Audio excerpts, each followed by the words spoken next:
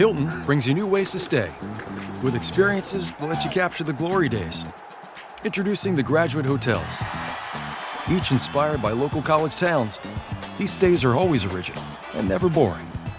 Get in touch with traditions all across the country and enjoy a stay that's a class above the rest. Book at Graduate Hotels with Hilton Honors Points at Hilton.com. It's a win-win. Hilton, for the stay.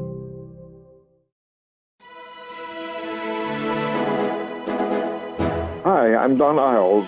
I worked on the software for the lunar module when it landed on the moon. You're listening to the Dr. Sky Experience.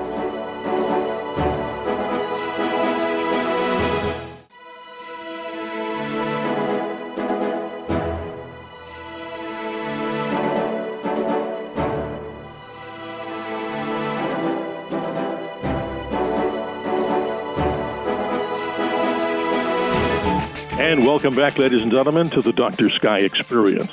Heard exclusively here on Talk Radio 77 WABC in New York. Our producer for the Dr. Sky Experience is Dr. D. Richard Dugan. The Dr. Sky Experience talks with great guests from the realms of astronomy, space, aviation, weather, and celebrity guests in the mix. And how about common sense interviews about our American heritage? And a great guest, ladies and gentlemen, if you're a big fan of the Apollo missions of the 1960s and 70s, and who isn't, as we just celebrated the 53rd anniversary of the Apollo 11 landing on the moon, that part in history is what we're going to be talking about today with an author and a person who knows so much about how to land an Apollo lunar module on the surface of the moon. His name is Don Eyles. His book, Sunburst and Luminary, an Apollo Memoir. A little bit of a brief outline about our guest. And the book, it opens the curtain on a complex story never before told from the inside, the creation of the onboard software for the Apollo spacecraft. Every word is written by the author himself in his own fluent and unfiltered voice. Fresh out of college, he's assigned to program the lunar descent, the complex maneuver at the apex of the mission. His code is running in the lunar module's computer as Neil Armstrong and Buzz Aldrin descend to the lunar surface on Apollo 11. He works directly with astronauts to perfect techniques for landing more accurately. He explores Houston, and at Cape Canaveral, he flies lunar landings in NASA's best LEM simulator. On Apollo 14, he experiences a taste of fame when he finds a timely answer for a problem that could spoil Alan Shepard's mission. With that, we'd like to welcome Don Eyles to the Dr. Sky Experience. Sir, how are you? I'm very well. Thank you very much. Happy to be with you today. Well, I'm happy to be with you, sir. I'm so fascinated as a young boy. I was 13 years young when the Apollo 11 landed on the moon, and little did I know that one day I'd be talking to a man who he and his team were so much responsible for that safe landing on the surface of the moon. Let's start off with your background and your bio. Let's talk a little bit about how you got started in this whole area, which I'm going to say respectfully as coders. I hope that's a good way to describe your profession at that time. How'd you get started, Don? We didn't call it coders at the time. We called ourselves software engineers or sometimes computer scientists. I got started because while searching for a job after graduation, I had the good luck to find my way into a sort of a back road behind the railroad track behind MIT, where the MIT Instrumentation Lab had its headquarters. And I walked in and asked for a job, and they gave it to me. Wow. Kind of by luck, huh? That's interesting. And the world of 1966 was kind of a much different world than it is today, but coming straight out of Boston University, this must have been an exciting time. And great thanks, I guess, goes to who? John McCarthy and George Cherry and so many others that helped you get that job. I mean, it's amazing because you were saying in your book that there was kind of not a good spate of success in the job interviews that you were getting. So you kind of just walked in here, and lo and behold, the rest is what? The history of what we're going to talk about in this interview. Well, the key is whether the place you walk into is hiring. And at that time, they felt a need to staff up quickly because a new phase was beginning. The software for the lunar module had to be written. That's amazing. And describing your salary there, did a little bit of research on you, as every host should do. You were paid approximately $640 a month in those days. Was that considered to be in those days a little bit of money, or was that considered to be fairly decent for the time? It was certainly not a princely strategy, but by the ground rule that you should be able to afford your housing, your rental, on 1/4 of your gross salary, it worked. Wow. And you also have a great interest. See, what I love about your book, and ladies and gentlemen, in this particular book, it's not a man who's just talking about code and old technical scientific things. There's some of that in the book, which is necessary to explain the great achievements that he and his team did. But what I like, Don, about your book is you have a human side to this book. You describe personal feelings in the time. Describe to us, for those that weren't around in the 1960s when you were a young man, describe that whole experience then. I mean, things were a lot different than they are today. I'd like you to explain to the listeners of this audience, just give us the feel of the 60s. Well, it was the counterculture. The music had changed with rock and roll. Sexual mores had changed, in part due to the birth control pill. There was a renewed interest in what we now call recreational drugs, in particular pot or grass or marijuana, if you will. And there was also, of course, the Vietnam War and the political consciousness that came out of that activated people in a whole new way. And all those things were going on at once at the time when I was entering my 20s and living in the middle of it. Yes, a different time indeed, as we talk about and listen to so many great guests that we have on this particular archive known as the Dr. Sky Experience. And if you're just joining us, ladies and gentlemen, so much more to come here on the Dr. Sky Experience. Again, this particular podcast here, heard exclusively on Talk Radio 77 WABC in New York. And our producer proudly is Dr. D. Richard Dugan. Don, describe this, because I'm looking at the book here, and you've written this book, as I said, not just from a humanistic side, but also from a technical side, which makes it really good. And you have the book, as you know, well over 300 pages. Part 1 is about learning. Part 2, as you know so well, is flying. And Part 3 is exploring. I want to learn, what was it like to be in that particular position there as you're working in this particular laboratory? Weren't they first starting to work on navigation systems like gyroscopes and accelerometers for conventional military aircraft? Was that how they really got their start? Well, yes, to some extent that's true. The start of inertial guidance systems goes back to the early 50s, and it happened in Boston, or I should say in Cambridge, at Doc Draper's laboratory, which was the MIT instrumentation laboratory. And they first used gyros and accelerometers for instrumentation, in the sense of strapping them to engines to learn things about how to improve the performance of engines. During the Second World War, they used some of this technology, gyros in particular, to create a gun sight for the Navy that made a tremendous difference in the ability of surface ships to defend themselves from air attack. And then finally, after the war, they began to apply the principles much more generally. And a famous event from the instrumentation laboratory's history was in 1953, when the first self-contained system was installed in an airplane. It turned out that MIT owned a bomber at that time. No bombs, I'm pretty sure.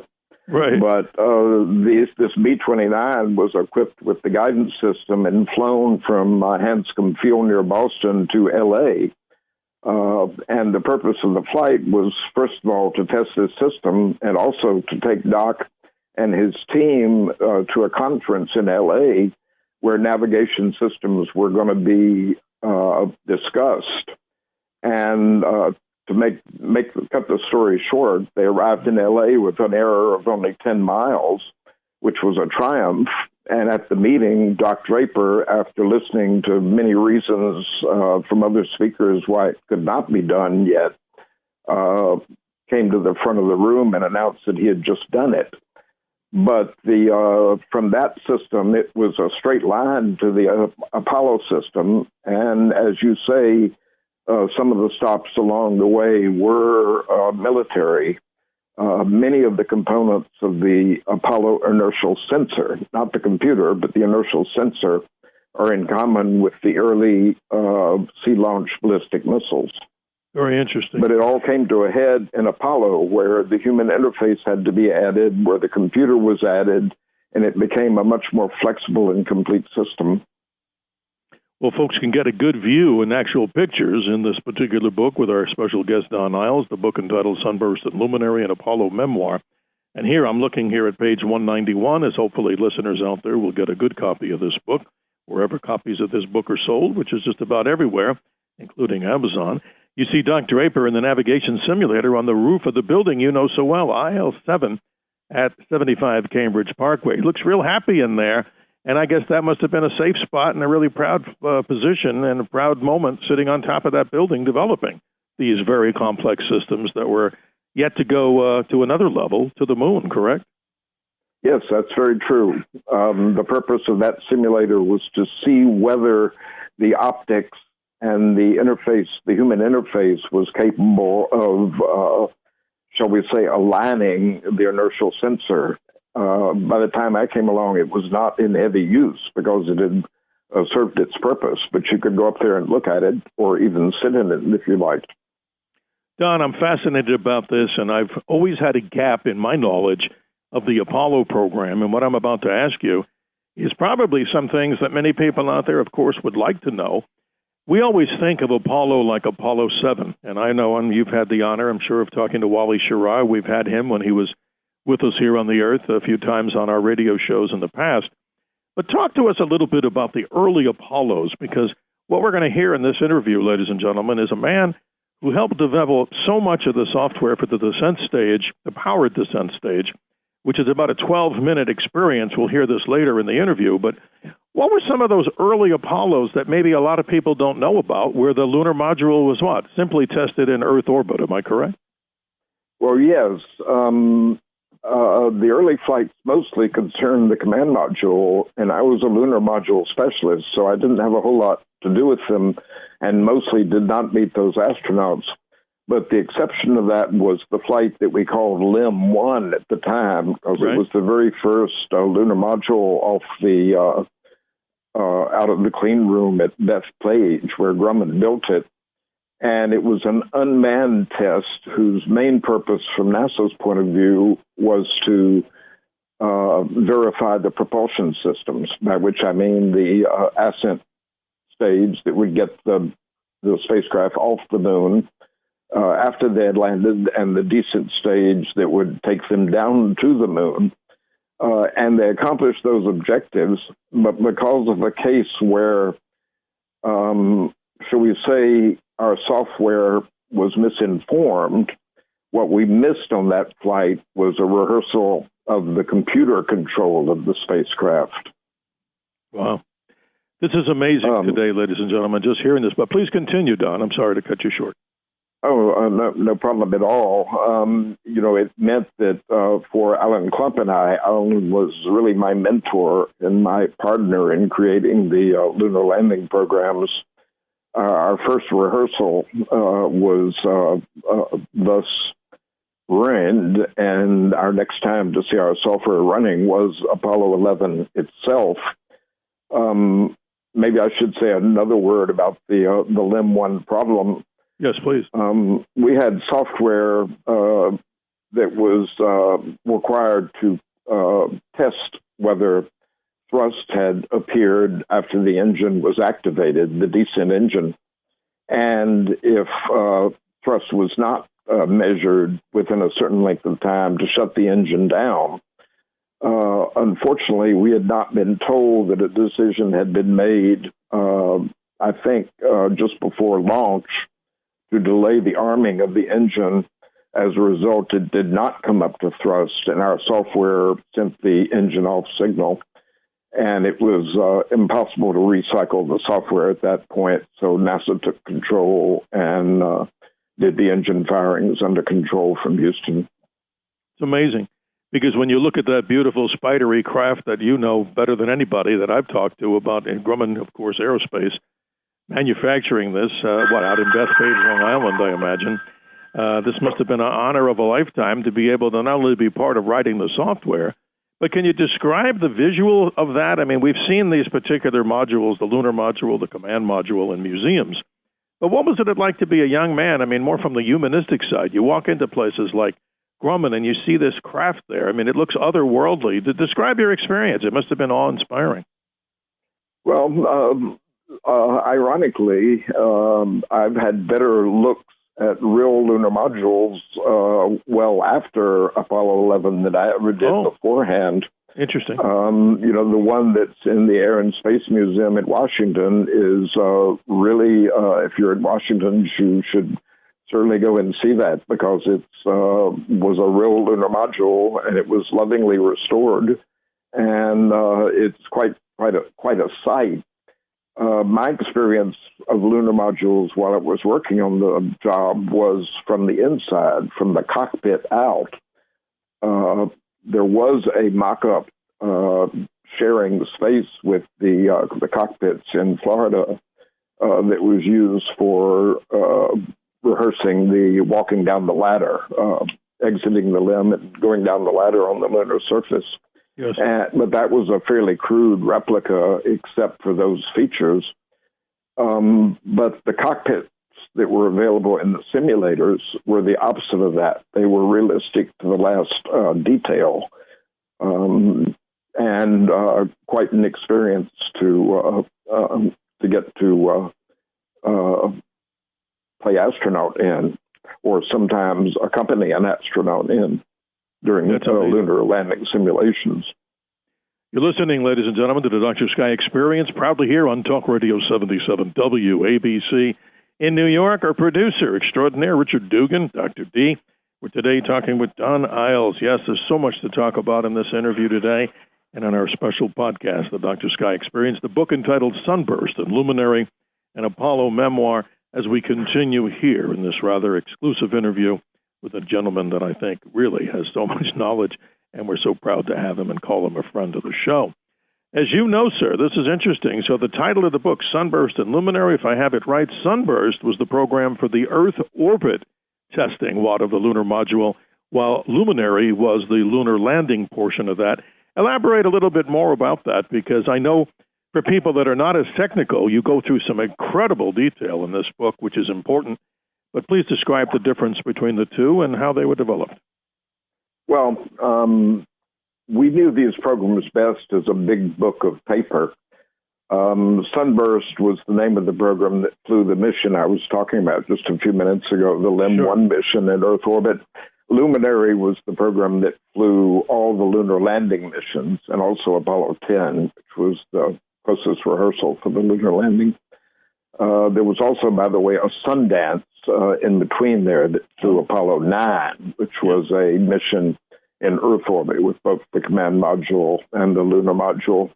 I suppose I could have called the book Sunburst, Sundance, and Luminary, but I chose to leave out Sundance because it didn't really concern the lunar landing very much.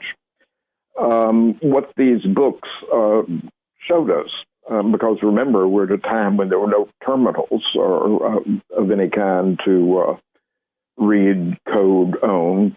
What these books contained was the program that fit inside a computer that was really very modest by today's standards. Right. It had, in all, 38 K words. Each word was the size of 2 bytes, so you could say it had memory totaling 76 kilobytes, of which only 4 kilobytes was what we called erasable memory, meaning read-write memory. Right. The other 72 kilobytes contained the program, and since it was divided into 2-byte words, there was the capacity for something like 36,000 instructions. And that was all written down in this one lump of paper, which is what we stared at when we wanted to think about the code. It was organized operationally into a number of programs, P programs, because they were designated things like P40 or P-63, which happened to be the beginning of the lunar landing, was Yes. P-63. And there were also routines that bore our names. And this was all laid out in somewhat vague form in a requirements document called the Guidance System Operations Plan.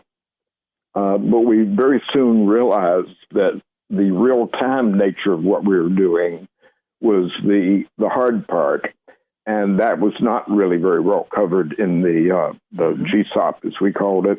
Yes. So that's what we were doing. We were figuring out how to write the navigation and the other and the human interface and the things that went with that inside a rather small number of possible instructions, say 30,000, and to do it in a way that maximized the capability of this little machine.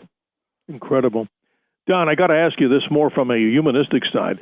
You know, Apollo 8, we all remember, I was just a young boy, we watched around Christmas Eve in '68. And I've spoken to Jim Lovell on this one, and I got his interpretation of what they did. Of course, it was great.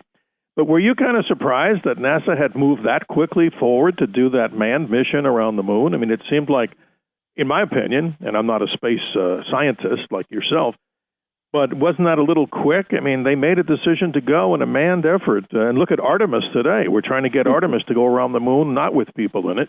Was that a little surprise to you that they did it in a relatively quick way? Well, I was impressed, shall we say. It showed me working, down in the trenches. It showed me that they were serious about doing this. Yes. It came across as a bold decision, but I think it was very definitely the right decision. It was one of those brilliant decisions that I think were probably necessary for us to meet the goal that President Kennedy had set. Absolutely. This is amazing. Let's go back to November 6, 1967. You described that as a very interesting day. There you are, I guess, with your other colleagues, conducting a special meeting with the astronauts that would be the first and second and possibly third and maybe even fourth to the landing of the moon. But you describe in there the humor of Pete Conrad. I always followed him. I never had the privilege and honor of speaking with him. As we know, sadly, he perished in a motorcycle accident, as very much as sad as that is, back here on Earth when he did all these things in space. But describe that meeting, because now we're talking, in that room with not only national heroes that go to the moon, yourselves and the people developing the luminary portion for the lunar landing and descent. That must have been quite an experience. Talk a little bit about that and Pete Conrad. Well, it was my first exposure to astronauts, and it quickly erased any idea that astronauts were the least bit, what's the right word, the least bit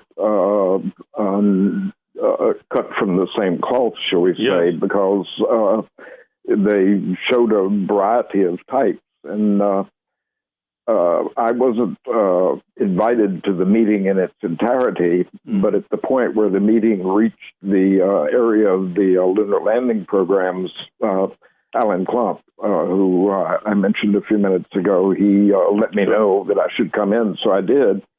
And at first I assumed that the sort of balding guy with a gap between his teeth and a nice glint-clad suit who was mostly on his feet was some sort of particularly buoyant NASA manager, but it was actually the astronaut Pete Conrad who was very expressive.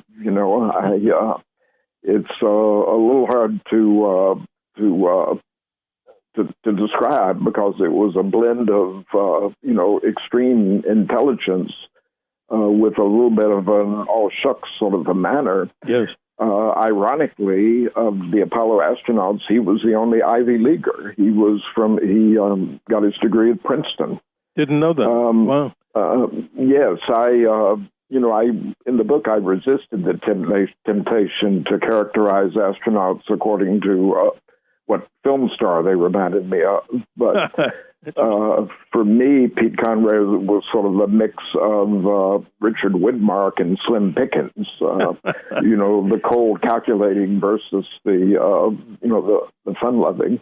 Yes. But also at the meeting were Jim Lovell, who I don't remember so well from the meeting, and Neil Armstrong, who I do remember one of the things he was interested in, which was the one of the meters that our software used to give information to the astronauts in the cockpit was oriented in a fashion that made interpreting its meaning not totally straightforward. So he discussed that a little bit, which was an eye-opener for me as to astronaut thinking, the way astronauts thought. Yes. Well, folks, you're here with me, Dr. Sky, here on Talk Radio 77 WABC in New York. The Dr. Sky Experience continues. And what a great guest, folks. Don Eyles, his book, Sunburst and Luminary, an Apollo Memoir.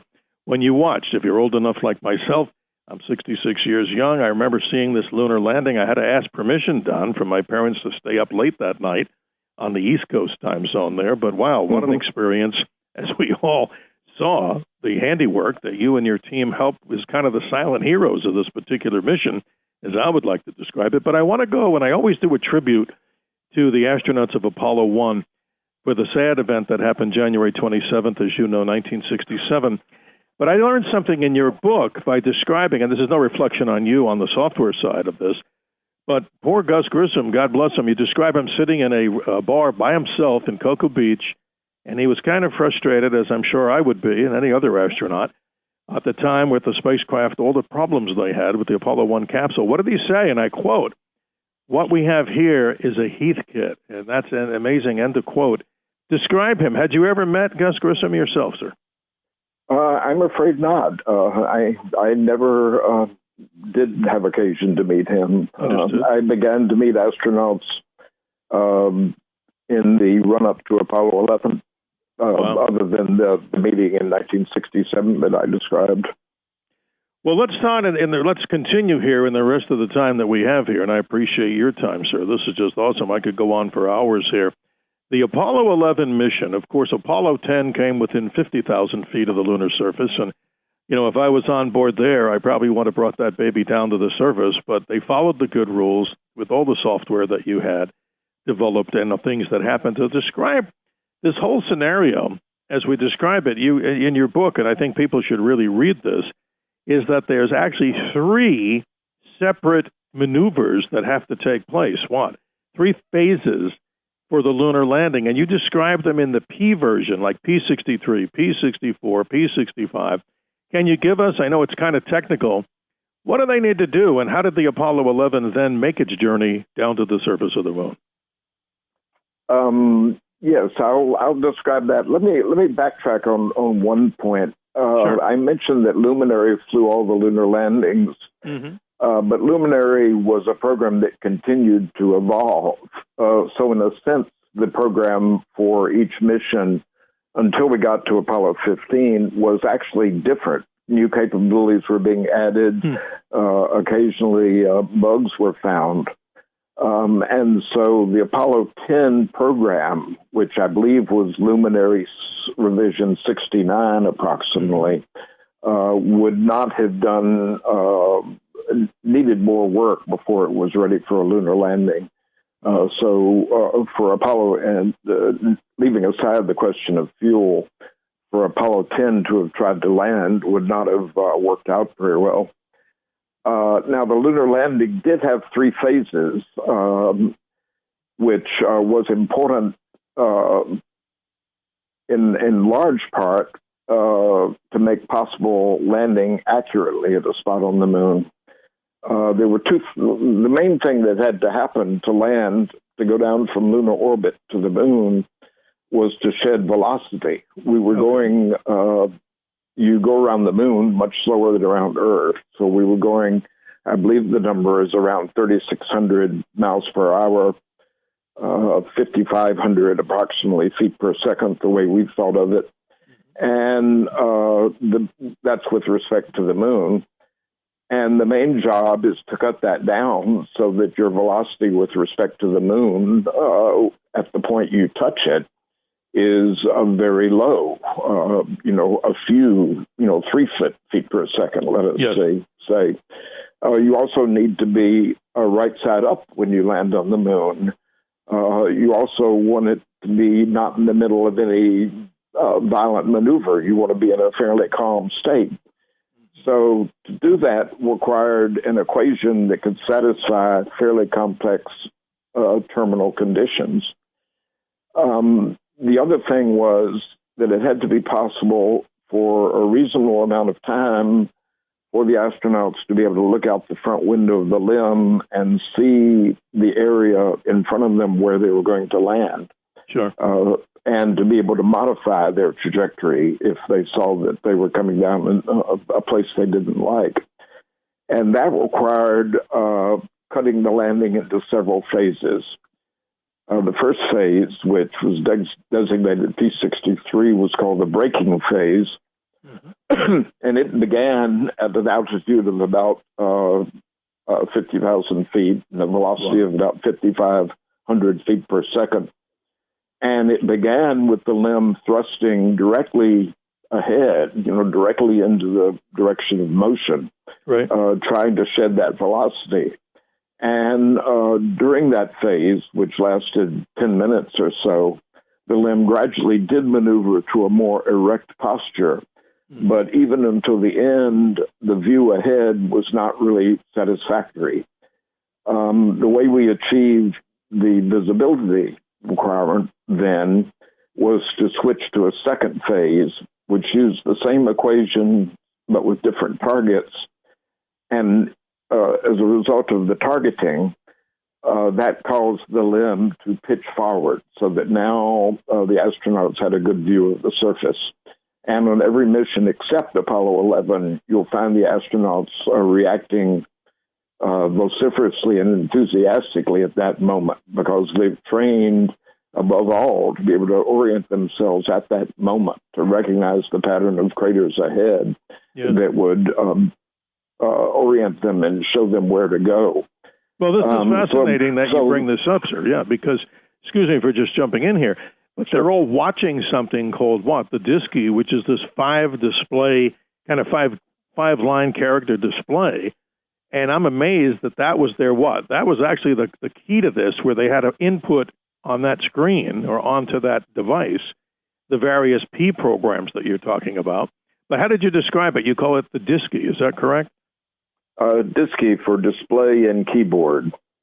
And I'm just curious, I go back in the old days when a lot of my electronic engineer friends of the 60s, they said in those days they didn't have really good displays like we have today. They had something called Nixie tubes. Is that something that was around at that time, I guess, the old displays? Yes, Nixie tubes were around. The displays in the DISCI were not Nixie tubes. Okay. And I can't really speak to exactly what they were, but some sort of electroluminescent display. And it was strictly numeric. They were just looking at numbers, and they had to know what those numbers meant, and they had to know where the decimal point was. Now, some of the phases did not have to be selected through the DISCI. Some of them could be selected automatically, or some of them could be selected by changes in the switch settings in the cockpit. And I hadn't quite gotten to the, sorry for that dinging. I hadn't quite gotten to the third phase of the lunar landing, which was the very last part where the astronaut, with the assistance of the computer, is flying the limb somewhat like a helicopter, sort of a stick and rudder style, during the final couple of hundred feet of the lunar descent. Oh, that's incredible what we're hearing here on this particular interview today. But Don, as the spacecraft, the lunar module, is descending to the moon on Apollo 11, we have this thing that I never got anybody to be able to explain it, and I know you can. They get a 12:02 alarm and then a 12:01 alarm. Is that correct, as they're getting down to the surface of the moon? There were 5 alarms in all, and the two types you mentioned. They were all of the two types you mentioned. Mm-hmm. And it was, of course, a scary moment because something was happening in our computer that at the time we did not understand. However, the spacecraft stayed on trajectory and didn't show any other problems than these alarms. Mm-hmm. What happened, however, when each of these alarms occurred was a reboot of the software on the fly. And that, of course, was a bit scary. Yes. It was all caused by sort of a misunderstanding in the electronics that was made possible by a switch setting in the cockpit that possibly was ill-advised and maybe hadn't been totally thought through. But they came kind of close to potentially what? The abort button, which you don't want to push, correct? I mean, that was, or is that not true? They were actually on to continue. Obviously, Mission Control thought it was good, but were they actually really close to actually telling them to punch that abort button? Oh, I think they were quite close. I mean, I think that was exactly the situation. Do we continue this lunar landing? Is it safe to continue this lunar landing? Of course, a lunar landing is never safe, but shall we continue this lunar landing or shall we abort? And in this case, Mission Control had a better perspective on the problem than we did in Cambridge. Well, Don, it's all to the success not only of Mission Control, but you and the great people behind this team to develop something that most humans on this planet really don't have an idea of, about how to get to the surface of the moon in the most difficult, 12 minutes of all. But hopefully in a future interview, if you're so kind to give us your time, I'd love to continue, but just really quickly through this, and we have a few minutes left. On Apollo 12, never had the opportunity to meet Pete Conrad, but I did talk with Al Bean once. As you describe it in the book, the rocket is launched, and lightning strikes the actual Saturn V, and then they get this whole, a blackout on their whole consoles. And then there was this way to save it that really not too many people knew about. It was something where you had to hit a switch or do something called SCE to auxiliary. And I guess what? That saved the emission. That would have been a potential real disaster, right, if nothing came back online. Well, the spacecraft would have reached orbit safely, even without SCE to aux. Okay. It is a famous incident. John Aaron, I believe, is credited with coming up with that. And by thinking of that, and by the switch being flipped in the cockpit, it restored information to the ground. It allowed the ground now to see what was happening. So I think it was very important for that reason. That is amazing in history. But I wanted to ask you quickly, and again, if you're kind enough to do this with us in the future here on the Dr. Scott Experience, we'd love to do a part 2 of this and even do some other things where we do on big movie theaters around the country where we have guests pop in on different various means like Zoom, where we actually have an audience in there to do a talk back. But what I'd like to ask you is we both had the opportunity of knowing Dr. Edgar Mitchell.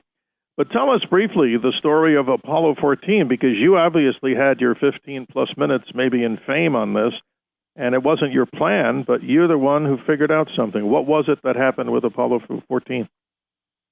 Well, once more, it was my software that was involved, as it had been on LEM 1 and again on Apollo 11 with the alarms, because it was discovered in Houston during the hours leading up to the lunar landing that a switch in the cockpit was sending a spurious signal, and it was the abort switch or the abort button that would be used during a landing to immediately command an abort. And if that did occur during the landing, it would ruin the mission because it would have been impossible to recycle. So the reason my software was involved is that switch sent a signal to the computer, which at this point, well before the landing, we weren't looking at. They just were able to see it on a console in Houston. But once the lunar landing started, a piece of software would start running, which I had written, which tests for an input from those switches, because there are actually two, the abort and abort stage switch. And if it sees that one of them has been pushed, it dispatches the correct program to do the abort. And so what I was able to do was to come up with a way to defeat my own software to make it not sensitive to this input. And so that was the germ of the idea, was to set something that indicated the abort was already in process, which wasn't true, but the indication could be set, which fooled the software into not looking at the buttons. And of course, there were some other consequences that had to be dealt with. But we did develop that procedure in Cambridge over the course of an hour or so, test it in Cambridge. It was tested in Houston, and it was read up to the spacecraft, and with admirable sang-froid, it was adopted and keyed into the computer by Mitchell. You know, that's real genius, and I'm so honored to have you here today, Don. Really, I'm serious. I'm a big fan of the space program. I never flew anything in space, nor am I an astronaut, just a journalist that tries to do the best by listening to great stories. But I got to ask you this. As we talk about NASA 2022, we've been talking on our shows around the nation about Artemis 1. Interesting, I find out that the SR-25 engines on there, they're not brand new engines. They've been flight tested. They say 405 flights. The SR-25s have been a generally good engine. But let me ask you from the personal side, the NASA of today, I mean, again, I don't mean to get very political here, but I just got to ask the question. There seems, in my opinion, by talking to so many space pioneers and people, that there was a different type of feeling. And your description of what the feeling was like, and I'm quoting you, primed for adventure, end of quote. What's going on with NASA? I mean, if you were there to tell them, to advise them, are they doing everything right, or is there something wrong that we're not looking at here in Artemis? Well, it's a difficult subject. I don't think there's anything wrong. Mm-hmm. But I do think that some spirit that we had back then is missing. And it's hard to put my finger on what that is. It was an ability to go directly at the problem, it seems like. And in a way, I mentioned our little computer that had the capacity for 30,000 lines of code. But in some small way, that was an advantage. And the very practical and simple design of the lunar module was sort of looking directly at the problem without somehow there's a sense of complication having entered that we didn't feel in those days. I don't think I've expressed this very well. I still have confidence in NASA. I'm also amazed by what Musk has done. And I think they will have success, and their concept, I think, is sound for the moon on the way to Mars. And I'm looking forward to them having success with that, even though I think perhaps they're they're certainly much more bogged down in a managerial culture than we were, shall we say. That's exactly what I was going to say. I agree with you there, sir. I'm, again, a big fan of what NASA's done, and especially what you folks have done. But I hope in the future that we can do this again here on the Dr. Sky Experience. I want to thank you for your time, and please stay on the line with us as we conclude this Dr. Sky Experience here exclusively on Talk Radio 77 WABC out of New York with our producer, Richard Dugan, Dr. D, as we explore these great realms of astronomy, space, aviation, weather, celebrity guests, and common sense interviews about our American heritage. Thank you so much, Don. It's a privilege and honor. The book, Sunburst and Luminary, an Apollo memoir, again, published by Fort Point Press. You can get the book wherever good books are sold. And let's talk again. I always say this to everybody, and I think you would agree, sir. Always what? Remember to keep your eyes to the skies. And thank you for what your team did back there quite a while ago, ladies and gentlemen, at the great minds of MIT. Their logo there, their mantra, Mens at Manus, Mind and Hand. Thank you so much, Don Eyles. Stay on the line with us, and thank you. Until next week, we'll talk more on the Dr. Sky Experience. Email me at drskyshow@gmail.com. That's DRSKY show @gmail.com. Thank you, Don. Thank you. I enjoyed it.